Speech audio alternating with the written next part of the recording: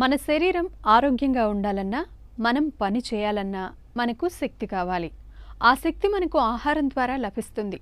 ఒకసారి ఆహారం తీసుకుంటే కొన్ని గంటల వరకు కడుపు నిండుగాను, శరీరం శక్తివంతంగానూ ఉంటుంది.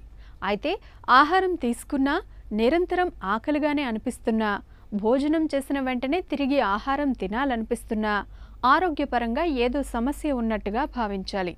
తప్పకుండా వైద్యుని సంప్రదించి ఎందుకలా జరుగుతుందో తెలుసుకోవాలి.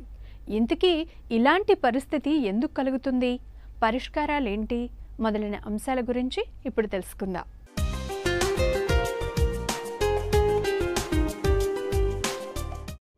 వేళకు ఆహారం తీసుకుంటున్నా పదే పదే అదే పనిగా ఆకలి అవుతుంటే అందుకు కారణాలు తెలుసుకుని తగిన చికిత్స తీసుకోవలసి ఉంటుంది. సాధారణంగా ఇలాంటప్పుడు షుగర్ ఉండే అవకాశం ఎక్కువగా ఉంటుందని వైద్యులు చెబుతుంటారు. కాని ఇది ఒక మధుమేహ లక్షణమే కాదు, ఇందుకింకా చాలా కారణాలుండవచ్చు. అయితే మధుమేహం ఉన్నప్పుడు ఆకలి ఎక్కువగా ఉండడం నిజమే. మనం ఆహారం తీసుకున్నప్పుడు అందులోని చక్కెర శక్తిగా మారుతుంది.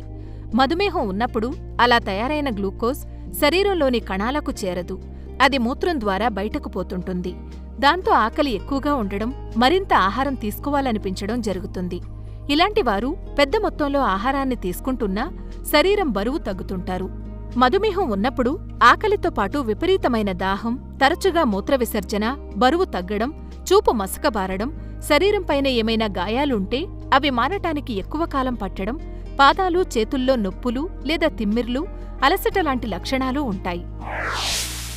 సో కాన్స్టెంట్గా కొంతమందికి ఆకలి వేస్తూ ఉంటుంది. అది ఎందుకు అంటే కొన్ని కారణాలనే ఉంటాయి. మెయిన్గా ఇప్పుడు డయాబెటీస్ ఉన్న వాళ్ళకి ఎప్పుడు కూడా ఆకలి అనేది ఎక్కువ అవుతూ ఉంటుంది. ఎందుకంటే వాళ్ళు తిన్న ఆహారం అంతా కూడా బాడీ యూటిలైజ్ చేయకుండా యూరిన్లో అలా వెళ్ళిపోతూ ఉంటుంది. కాబట్టి వాళ్ళకి ఆకలి, హంగర్ ప్యాంగ్స్ అనేది చాలా ఎక్కువ ఉంటుంది. ఒక్కోసారి ఏంటంటే ప్రెగ్నెన్సీలో కొన్ని రకమైన మందుల వలన, మెడికేషన్స్ వలన, ఇటువంటి కారణాల వలన కూడా మనకు ఆకలి ఎక్కువ అవుతూ ఉంటుంది.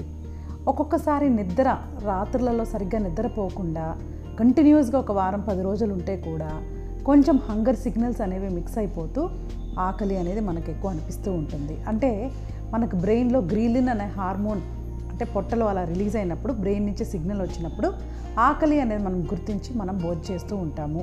సో ఎప్పుడైతే ఈ సిగ్నల్స్ తారుమారు అవుతాయో అప్పుడు మనకు ఆకలి పెరిగే అవకాశం కూడా ఉంటుంది. ఉదాహరణకి ఇప్పుడు కాల్ సెంటర్స్లో కానీ నైట్ డ్యూటీస్లో ఎక్కువ చేస్తూ ఉంటారు కదా, అలాంటి వాళ్ళకు కూడా ఈ గ్రీలిన్, ఈ హంగర్ హార్మోన్ అనేది కూడా లెప్టిన్ అండ్ గ్రీలిన్ ఈ సైకిల్ రెండు కూడా డిస్టర్బ్ అయిపోయి మనకు ఆకలి ఎక్కువగా అయ్యే అవకాశం కూడా ఉంటుంది. అంతేకాకుండా కొన్ని రకమైన క్లైమాటిక్ కండిషన్స్లో కూడా, అంటే కొన్ని రకమైన ప్రదేశాలకు వెళ్ళినప్పుడు అలాంటప్పుడు కూడా మనకు ఎక్కువ స్వెట్ అయినప్పుడు కానీ అప్పుడు ఆకలి తక్కువ అవ్వడం, చలి ప్రదేశాలకు వెళ్ళినప్పుడు కొంచెం ఆకలి ఎక్కువ అవ్వడం, ఇట్లాంటివి కూడా మనం గమనిస్తూ ఉంటాము. ఆకలిని పెంచే సమస్యల్లో మానసిక ఒత్తిడి కూడా ఒకటి. మనం ఆందోళనగా, టెన్షన్గా ఉన్నప్పుడు శరీరంలో కార్టిజాల్ అనే హార్మోన్ విడుదలవుతుంది. ఇది ఆకలి భావనని పెంచుతుంది. అంతేకాదు, ఒత్తిడికి గురైన వారు తీపి పదార్థాలను, ఫ్యాట్ ఎక్కువగా ఉన్న ఆహారాన్ని ఇష్టపడతారు. ఆందోళన, ఒత్తిడి ఉన్నప్పుడు కోపం, అలసట, తలనొప్పి, నిద్ర సమస్యలు, అజీర్తి లాంటి సమస్యలు కూడా ఉంటాయి. ఇంకా మనం తినే ఆహారంలో సరైన పోషకాలు లేకపోయినా ఆహారం తీసుకున్న వెంటనే తిరిగి ఆకలి మొదలవుతుంది. ఫ్యాట్ తక్కువగా ఉండే మాంసం, చేపలు, పాలతో తయారైన పదార్థాలు మొదలైనవి. ఫాస్ట్ ఫుడ్, జంక్ ఫుడ్ లాంటి వాటిలో ఈ ఆహారంలో ఉండే పోషకాలుండవు. స్ట్రెస్ అనేది చాలా చాలా చాలా ఇంపార్టెంట్ అండి. ఎప్పుడైతే మనం స్ట్రెస్ ఎక్కువ ఫీల్ అవుతూ ఉంటామో, మైండ్ సిగ్నల్స్ మీద పనిచేయకుండా ఎమోషన్స్ మీద రన్ అవుతున్నప్పుడు ఖచ్చితంగా మనము మిక్స్ అయిపోయి ఆ సిగ్నల్స్ అంతా కూడా ఆకలి అనేది మనం ఎక్కువగా ఫీల్ అవుతూ ఉంటాం. ఆకలి లేనితనం ఎంత బ్యాడో, అంటే యాపిటైట్ లేకపోవడం, లాస్ ఆఫ్ యాపిటైట్, అలాగే ఆకలి ఎక్కువగా ఫీల్ అవ్వడం కూడా మనకు ఏదైనా ఒక చిన్న ఇంబ్యాలెన్స్ని సూచిస్తూ ఉంటుంది. ఒక్కోసారి ఏంటంటే ఆకలి లేకుండా కూడా తింటూ అలవాటు చేసేసి బాడీ అలా అలవాటైపోతూ కూడా ఉంటుందన్నమాట. సో ఏంటంటే మనకు ఆకలి వేసినప్పుడే భోజనం చేయాలి, ఫుల్గా ఫీల్ అయినప్పుడు ఆపేయాలి అనే సింపుల్ తత్వం కనుక ఫాలో అవ్వకపోతే మళ్ళీ ఈ సిగ్నల్స్ తారుమారయ్యే అవకాశం ఉంటుంది. సో ఏదైనా ఆ సంకేతాలు మిస్ అయినప్పుడు మనకు బాడీలో, అది అనారోగ్యం వలన కానివ్వండి, నిద్ర లేకపోవడం వలన కానివ్వండి, ఇంకా వేరే దాని వలన కానివ్వండి, ఇవంతా కూడా మనకు మిక్స్ అయ్యి ఆకలి అనేది మనకి ఎక్కువగా కనిపిస్తూ ఉంటుంది. సో ఖచ్చితంగా ఆకలి అనేది మనకి ఇటువంటి ఒక రీజన్స్ వలన కూడా పెరగచ్చు అని మనం చెప్పచ్చు. కానీ మోస్ట్ కామన్ రీజన్ ఏంటంటే షుగర్ పేషెంట్స్కి షుగర్ కంట్రోల్లో లేనప్పుడు ఆకలి ఎక్కువగా ఫీల్ అవుతూ ఉంటారు. సో ఖచ్చితంగా ఈ షుగర్ రాకముందు కానీ షుగర్ టెస్ట్ చేయకముందు కానీ నోన్ డయాబెటిక్ కానీ వీళ్ళిద్దరికీ కూడా ఆకలి ఎక్కువైంది అనుకోండి, ఖచ్చితంగా అది మనకు ఆ టైంలో ఈ సిగ్నల్స్ అనేవి మిక్స్ అవుతూ ఉంటాయని మనం చెప్పాలి. సో ఏదేమైనా క్వాంటిటీ ఎక్కువ తీసుకోవాలి అన్నప్పుడు కానీ కొంచెం సిగ్నల్స్ కరెక్ట్గా లేవన్నప్పుడు కానీ మనం పరిశీలించుకొని కారణం ఏవి అని తెలుసుకొని సరిగ్గా నిద్రపోకపోవడమా, లేకపోతే రాత్రులలో ఎక్కువ టైం మేల్కొని ఉండడం వలన, లేకపోతే స్ట్రెస్ వలన, లేకపోతే ఇంకేదైనా మెడికేషన్స్ వలన, లేకపోతే ఇలా ఇంబ్యాలెన్సెస్ మెటబాలిక్ ఇంబ్యాలెన్సెస్ వలన అనేది గుర్తించి ఖచ్చితంగా ఆ రూట్లో మనం ట్రై చేసుకుంటే బాగుంటుంది. సో ఎప్పుడైతే మనకు రొటీన్కి భిన్నంగా మనకు ఆకలి వేస్తుంది అని అనుకున్నప్పుడు మనం దాన్ని పరిశీలించుకోవాలి. అదేంటంటే సరిగ్గా టైంకి నిద్రపోకపోవడం వలన, లేకపోతే షుగర్ కంట్రోల్లో లేకపోవడం వలన, లేకపోతే ప్రెగ్నెన్సీ, మెడికేషన్స్, స్ట్రెస్ రీసెంట్గా ఇంక్రీజ్ అయ్యిందా, ఒకసారి ఎక్సర్సైజ్ ఎక్కువగా చేసినప్పుడు కూడా జిమ్లో మనకేంటంటే ఈ ఆకలి పెరిగే తత్వం అనేది ఉంటుంది.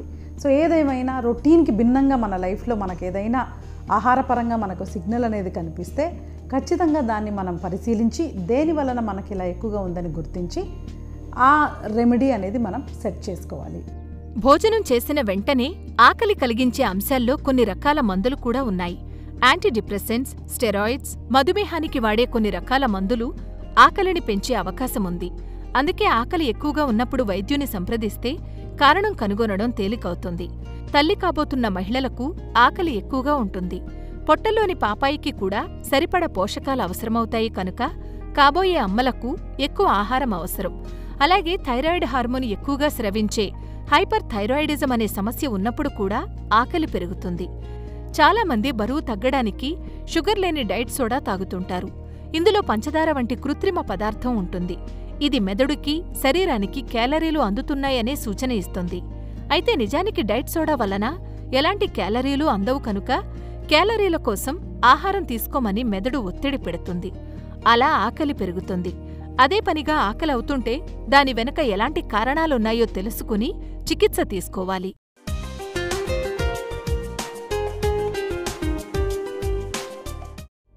ఆకలి ఎక్కువగా ఉంటే అది మధుమేహం కావచ్చని చాలామంది అనుకుంటారు. షుగర్ లక్షణాలను గురించి మనం చాలా సందర్భాల్లో వింటూ ఉండటం వలన ఈ మధ్యకాలంలో దానికి సంబంధించిన అవగాహన పెరిగింది. అయితే ఆకలి ఎక్కువగా ఉంటే మధుమేహమే అయి ఉండాలని లేదని, మరెన్నో సమస్యలు ఎందుకు కారణం కావచ్చని తెలుసుకున్నాం కదా. అసహజమైన ఆకలి ఉన్నప్పుడు తప్పకుండా వైద్యుని సంప్రదించి సమస్యని నిర్ధారించుకుని తగిన చికిత్స తీసుకోవడం అవసరం.